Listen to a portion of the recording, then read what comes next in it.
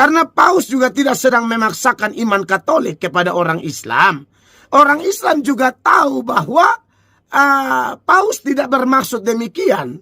Dan ketika orang Islam menyambut, khususnya tokoh-tokoh agama Islam dan pemerintah-pemerintah level nasional, ya, yang menyambut, yang notabene mereka juga beragama Islam, mereka tahu ini batasan toleransinya jelas.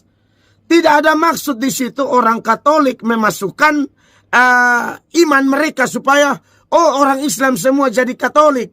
Jangan karena saya bilang toleransi, wah mantap nih, Paus datang, lalu imam besar Masjid Istiqlal cium kepalanya, Paus cium tangannya, lalu kemudian kita semua gara-gara ini lalu kebablasan toleransinya, langsung kawin mawin setuju asal setuju, tidak ada. Ya, saya hormat orang Islam, ya toh, saya hormat orang Islam dengan ajarannya, bukan berarti saya setuju. Begitu. Begitu pula orang Katolik. Sebaliknya, orang Katolik juga pasti tidak setuju dengan pandangan-pandangan tertentu dari Protestan. Ya itu biasalah. Nikmati aja dengan penuh kedewasaan.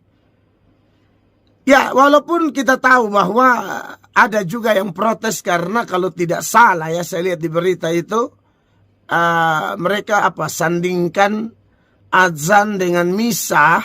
Jadi akhirnya ada segelintir orang yang protes, dan orang-orang yang protes ini membawa nama 90% umat Islam di Indonesia tidak setuju. Mana ada orang Habib saja dukung kok.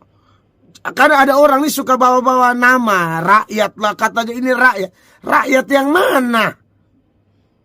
Tidak ada rakyat, tidak ada aja sih. Hanya 7-8 orang yang protes. Dan entah mereka itu siapa. Di dalam pemerintah juga tidak jelas posisinya, kedudukannya, ya, porsinya, ya, legalitasnya, wewenangnya apa, tidak jelas. Tapi kemudian berbicara tentang 90% penduduk Indonesia beragama Islam, jangan sampai membangunkan singa yang tidur. Apa sih? Mulai proteslah televisi tertentu yang menayangkan antara azan dan misa dan lain sebagainya. Jadi mereka protes. Saya pikir pemerintah kita yang Tuhan pilih, yang masih aktif maupun sudah terpilih, bukan orang bodoh, dan mereka semua orang Islam. Dan mereka aman-aman saja tuh. Begitu, justru mereka mau jadi pemimpin yang menjadi teladan bagi kita dalam hal toleransi. Begitu. Ya, jadi saya pribadi melihat bahwa ini ada segelintir orang yang mengada-ngada. Dan ujung-ujungnya kasih salah Pak Jokowi lagi. Aduh, ini mungkin sasarannya Pak Jokowi, tapi pakai momen Paus datang, lalu kunjungi Masjid Istiqlal, lalu Paus mungkin bicara-bicara sedikit, lalu dalam pembicaraan Paus itu menyuarakan iman Katolik atau iman Kristen lah. Konteks Kristen karena bicara Kristus, bicara kasih sayang, menunjukkan kerendahan hati dan lain sebagainya. Bagi saya itu luar biasa. Saya hormat tokoh-tokoh agama Islam besar di Indonesia yang welcome dengan Paus. Aduh, saya senang. Terima kasih banyak. Buat saya terima kasih banyak karena pemimpin-pemimpin agama baik dari Islam ya, juga otomatis ya Katolik begitu ya. Pendeta-pendeta juga senang sekali bikin konten penyambutan kepada Paus. Nah, ini saya melihat ini luar biasa. Sekali lagi, saya luar biasa sekali. Saya senang dan ini positif sekali. Ya. Jadi kita tidak usah pusing lah dengan 1-2 orang yang tidak orang yang tidak setuju, atau mulai dengan alasan tertentu atau mungkin alasan politik, mulai kayak mau memprovokasi orang. Saya harap melalui acara ini, video saya ini juga, kawan-kawan kita yang orang Islam, tak usah dengar orang yang tidak jelas. Dengar tokoh-tokoh agama Islam yang sangat cerdas dan mau betul-betul memberikan teladan seputaran toleransi. Tak usah dengar orang-orang yang barisan sakit hati karena kalah politik. Jangan, nanti repot urusannya. Ya. Tetapi pertanyaan Anda pagi ini, bagaimana toleransi menurut ajaran kami? Nah, toleransi menurut ajaran kami, ya tidak ada masalah seperti yang terjadi ini. Menurut saya sudah sesuai ajaran. Toleransi.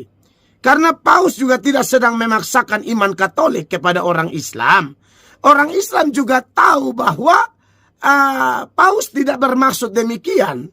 Dan ketika orang Islam menyambut, khususnya tokoh-tokoh agama Islam dan pemerintah-pemerintah level nasional, ya, yang menyambut, yang notabene mereka juga beragama Islam, mereka tahu ini batasan toleransinya jelas. Tidak ada maksud di situ orang Katolik memasukkan iman mereka supaya orang Islam semua jadi Katolik. Tidak juga. Atau orang Islam sambut supaya dengan demikian orang Kristen semua simpati dengan Islam dan kemudian masuk Islam semua. Kan tidak begitu. Jadi menurut saya batasannya jelas. Ya. Jadi membangun toleransi di sini, efek secara sosial itu kan bagus. Karena dalam konteks kitab suci, toleransi itu boleh sepanjang itu hanya secara sosial. Secara iman ya kita tidak bisa kompromikan. Ya, kayak saya jelas pendeta Protestan. Saya menyatakan sukacita saya, ya, bahkan rasa terharu, emosional saya itu betul-betul saya tidak bisa tahan melihat itu. Saya bersyukur sekali, ya. Tapi ini sekali lagi secara sosial. Karena bagaimanapun, saya sebagai Protestan, saya dengan ajaran Katolik, pasti ada hal-hal yang tidak cocok. Dengan Islam juga ada hal-hal yang tidak cocok. Tapi kita lebih menonjolkan bukan ketidakcocokannya. Dalam konteks membangun toleransi secara sosial dalam negara kesatuan Republik Indonesia yang majemuk ini. Begitu. Jadi jangan kita persoalkan ketidakcocokan. Ya sudah, ya tidak cocok. Mungkin sampai kiamat kita tetap akan tidak cocok. Oke? Katolik punya doktrin sendiri. Protestan punya doktrin sendiri. Ya. Islam punya doktrin sendiri. Jadi saya pikir kalau konteks seperti itu tidak ada masalah. Justru orang Kristen harus jadi berkat. Apalagi kalau konteks Kristen Protestan, ya. Kita memang tidak pernah diajarkan menyerang agama orang. Ulang. Kita tidak pernah diajarkan menyerang agama orang. Yang ada tuh mendoakan semua orang. Nah, kalau semua orang kita seberangkan dalam konteks Indonesia, berarti memang kita harus doa buat orang Islam.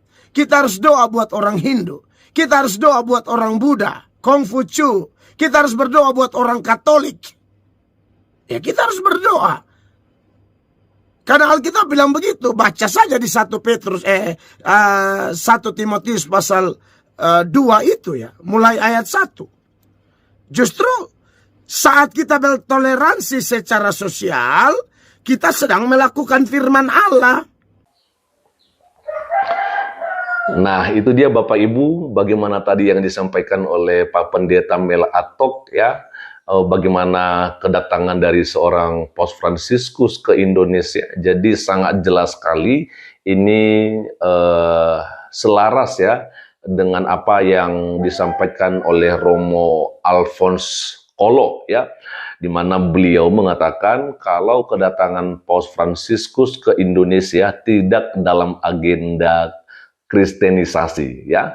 Karena ini tentunya kita tahu bersama, karena beberapa waktu yang lalu juga yang begitu viral itu adalah Alfian Tanjung, yang dimana beliau begitu kerasnya, ya, untuk menolak, ya, kedatangan seorang Paus Fransiskus, apalagi ketika acara misa itu, ya, disiarkan di televisi nasional, sampai dia mengatakan orang ini, ya, maksudnya Paus Fransiskus harus dideportasi saja, ini mengganggu saja, ya, dia nggak sopan maksudnya, sampai dia bilang kurang ngajar. Waduh, ini ngeri sekali orang-orang yang seperti begini, teman-temannya. Padahal, ya, jelas sekali kedatangan Paus Fransiskus itu bukan dalam agenda agenda kristenisasi. Ya, kalaupun memang acara ibadah misa itu adalah acara khusus untuk umat Katolik, ya kan, tapi itu tetap kita harus hargai gitu loh. Karena banyak umat Katolik di Indonesia yang tidak bisa datang di GBK, sehingga ya wajar kalau misalnya acara tersebut disiarkan secara live di televisi-televisi nasional ya. Oke teman-teman, dan di sini saya mengajak kita untuk mendengarkan beberapa komentar yang ada di videonya Pak Mel Atok. Ada yang pertama sekali dari Edel Trudis ya, betul Pak Pendeta. Papua datang, Paus datang bukan hanya umat Katolik ya, tetapi untuk kita semua melihat kesederhanaan dan tetap bicara dalam Tuhan. Lalu berikutnya kita akan coba melihat saja, ada komentar juga dari Bapak Domi yang paling ngotot karena kedatangan Paus Fransiskus, yaitu Ustadz Alfian Tanjung, Egy Sujana, Habib Rizik Sihab. Inilah manusia perusak bangsa Indonesia. Dari Indra, bang yang berbahaya itu cium bokong. Lalu berikutnya ada komentar dari Kendek Paulus. Sebaiknya pendeta Atok berikan supaya mereka sadar yang penting kita manusia percaya Yesus selamat. Titik ya. Percaya Yesus juru selamat titik. Lalu berikutnya dari Mansur Sinaga. Pandangan pendeta Mel Atok tidak dibutuhkan. Wow. Ini dari Mansur Sinaga. Oke, nggak apa-apa, itu kita harus baca juga ya. Karena itu memang sudah ada dalam komentarnya. Lalu berikutnya dari Marco Fenik ya. Hahaha, lihat aja bentar lagi diganti itu imam Masjid Istiqlalnya. Tunggu saja. Ya, lalu berikutnya, oke, selesai. Nah, teman-teman, jadi mungkin itu aja dulu yang bisa saya bagikan kepada kita semua pada kesempatan ini mengenai bagaimana sebuah komentar ya atau tanggapan dari Mel Atok soal kedatangan Paus Fransiskus ke Indonesia. Kiranya Tuhan Yesus Kristus memberkati kita semua. Shalom, assalamualaikum warahmatullahi wabarakatuh. Om Swastiastu, Namo Buddhaya, salam kebajikan dan salam Indonesia cerdas.